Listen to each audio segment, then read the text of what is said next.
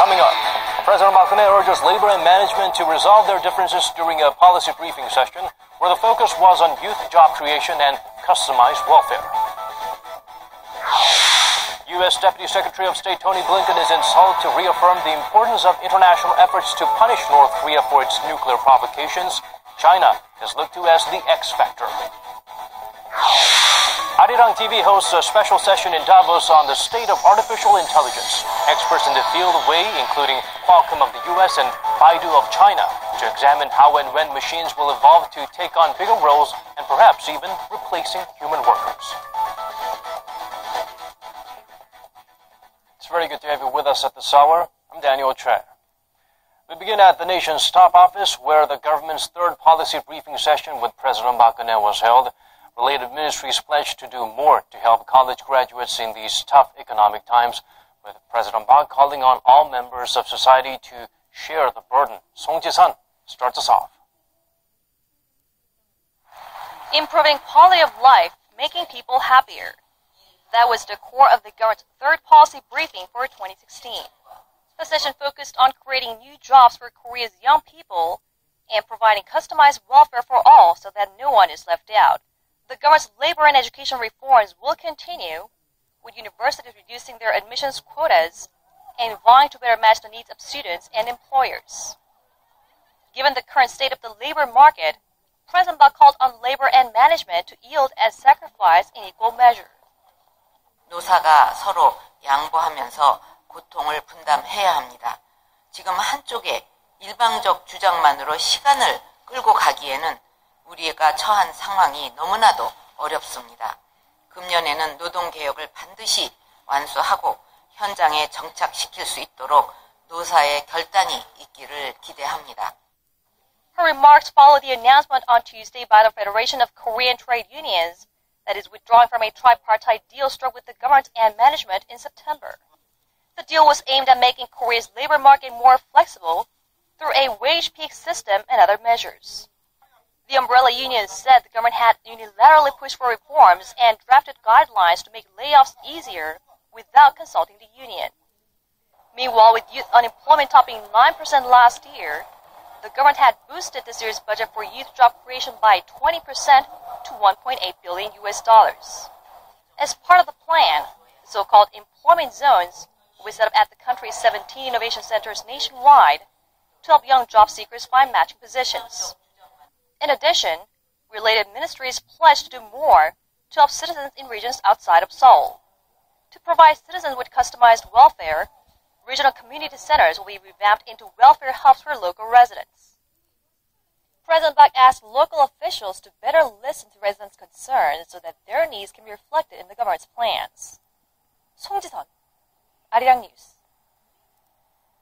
And in light of recent terror attacks around the world, the Korean government once again urged the parliament to approve a counter-terrorism bill that's still stuck at the National Assembly. Shin Se-min reports. The National Police Agency has joined the government's efforts to beef up Korea's counter-terrorism initiatives. Speaking at a special government and ruling party consultative meeting at the National Assembly on Wednesday, the nation's police commissioner said the organization will turn its 140,000 officers into agents trained in counter-terrorism techniques. We will disperse the manpower to regions prone to security breaches and threats. We will also boost security on the cyber-terrorism front. The police chief added that 7 SWAT teams and 276 police units will be stationed around the country as emergency counter-terrorism units. The move follows a report by the National Intelligence Service saying it has deported 51 foreign nationals over the past 5 years for suspected ties to terrorist groups. Of them, 7 people who had worked in Korea are reported to have joined ISIS after their deportation. In line with these efforts, the government has reiterated its call on the National Assembly to approve a counterterrorism bill aimed at protecting the public. Pointing to the recent suicide bomb blast in Jakarta, Indonesia, Seoul's second Vice Foreign Minister Cho Tae-yeol said the ability to detect and prevent terror threats is crucial to handling similar attacks. The attack in Indonesia is considered the first in Asia carried out by Islamic State militants, raising concerns about the possibility of similar attacks in Korea. The future of the counterterrorism bill is uncertain, given that it is just one of many bills waiting for the parliamentary approval as the two main political parties iron out their differences. But in the meantime, there are concerns that Korea could be leaving itself open to vulnerabilities in its national security system. 신세민, 아리랑 뉴스. The senior U.S. diplomat is in Seoul to discuss a coordinated response to North Korea for its latest nuclear test. As our Connie Kim reports, the two allies were also united in calling on China to play its part in sanctioning the regime. Since North Korea's provocation, members of the six-party denuclearization talks have held a series of meetings to discuss possible countermeasures against the regime. That's upped the pressure on China, North Korea's close ally, to play a leading role in sanctioning Pyongyang, especially given its special relationship with Beijing. It has more influence and more leverage over North Korea than any other country because virtually all of North Korea's trade goes to, from, or through China. So we are looking to China to show leadership on this issue. Blinken is expected to press the issue when he meets with his Chinese counterpart, Zhang Yisui, on Thursday. U.S. Secretary of State John Kerry is also expected to make his own pitch when he visits China next week. South Korea's foreign ministry is also making its final push for a stronger sanctions resolution during meetings with members of the UN Security Council this week. As the meetings proceed, the focus of question will be what level of sanctions China is willing to impose on its traditional ally. Connie Kim, 아리랑 뉴스.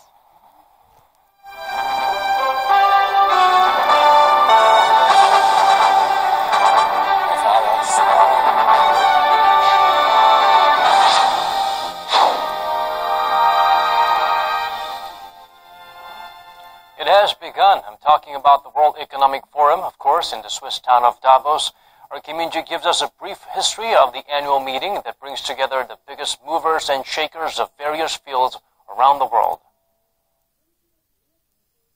World Economic Forum is an annual meeting that's generally referred to by the name of the picturesque town in the Swiss Alps in which it takes place, Davos. The non-profit foundation was founded by German economist Klaus Schwab back in 1971 as the European Management Forum. It became the World Economic Forum in 1987, when it aspired to reach beyond the borders of the continent where it got its start. Over time, the meeting has evolved in both size and scope. There were just 440 participants from 30 countries at the first event. Now there are more than 2,400 participants, with a guest list that includes more than 40 world leaders, 1,000 chief executives, and a sprinkling of Nobel laureates and celebrities. The economy-focused gathering has also expanded its mission.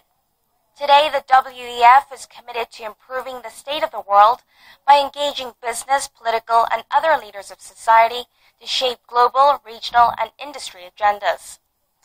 This year's event, the 46th of its kind, will run from January 20th to January 23rd under the theme Mastering the Fourth Industrial Revolution. The high-profile participants will gather for sessions on global security, public health, education, gender parity, and climate change, and of course, a good amount of networking. After the serious discussions during the day, participants will have a chance to rub shoulders with their global counterparts during cocktail parties outside the main venue, the Davos Congress Center. So what highlights can we expect from this year's event? Wait and see, as every year there are last-minute announcements, surprise visits, and talks between the attendees that tend to provide the rest of the world with plenty of headlines. Kim Min-ji, 아리랑 뉴스, Davos. Our team from Arirang TV is kept especially busy at the Grand Gathering in Davos on Wednesday. A panel of experts join in to share their knowledge about the potential of artificial intelligence, including whether we should fear or embrace its evolution. Kwan So-wa was there. Artificial intelligence is one of the hot topics being discussed and experienced at Davos this year, given its relevance to the 2016 World Economic Forum's theme, Mastering the Fourth Industrial Revolution. It is On Wednesday, Arirang TV, Korea's only global network, partnered up with the Davos Forum, hosted a session called The State of Artificial Intelligence with a panel of 4 that turned into a lively debate between 2 experts in the field, Professor Andrew Moore and Professor Stuart Russell, and 2 business leaders, the president of Chinese internet company Baidu and the executive vice president of American telecommunications company Qualcomm. The 4 discussed how smart artificial intelligence is, offered predictions on what the next game changers in the industry will be, and debated whether the world is ready for the rapid technological advancements on the horizon.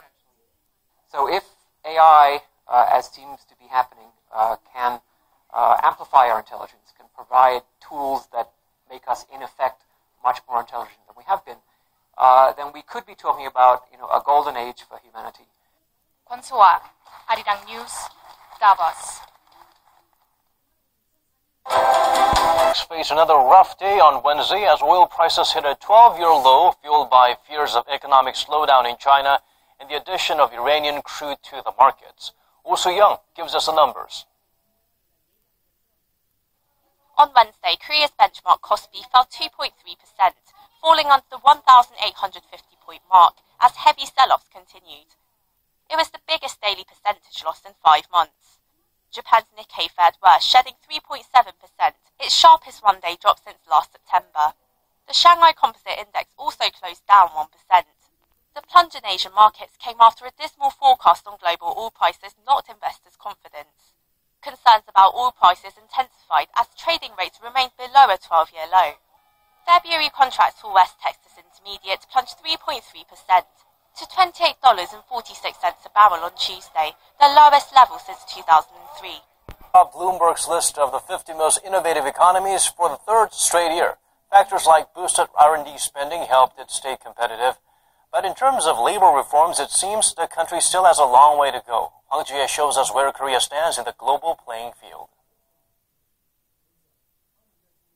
Korea dominated Bloomberg's 2016 Innovation Index, topping the group of 50 countries that were surveyed. Germany took 2nd place, while Japan, the United States, and China trailed behind. The index scored countries using factors like spending on research and development, concentration of high-tech public companies, and patent activity. Korea fared well in manufacturing value-added, high-tech, and R&D density, as well as tertiary efficiency, which gauges enrollment in higher education. But the Bloomberg report also shows that Korea is having a hard time realizing new technologies into actual products. It cites the country's startup environment, where engineers or scientists prefer to work with big conglomerates rather than venturing out to set up their own firms. On top of that, the report says the rigid labor market, represented by wages based on tenure and seniority, is dulling the advantages Korea can take from innovative behaviors. In fact, Korea's ranking for labor productivity stood at 39th. It's an issue the Finance Ministry has pledged to improve through labor reforms and active utilization of the country's creative economy centers to nurture more startups. Hwang Ji-hye, Arirang News. Robots may be overseeing our work in just 2 years' time, according to U.S.-based IT consulting firm Gartner. More than 3 million human workers will be supervised by robots come year 2018. Gartner says robots are more efficient and can evaluate employees more objectively than their human counterparts. Gartner also predicts that more of our work will be data-intensive and says that within the same time frame, 20% of all business documents such as market data and legal files will be completed by robots.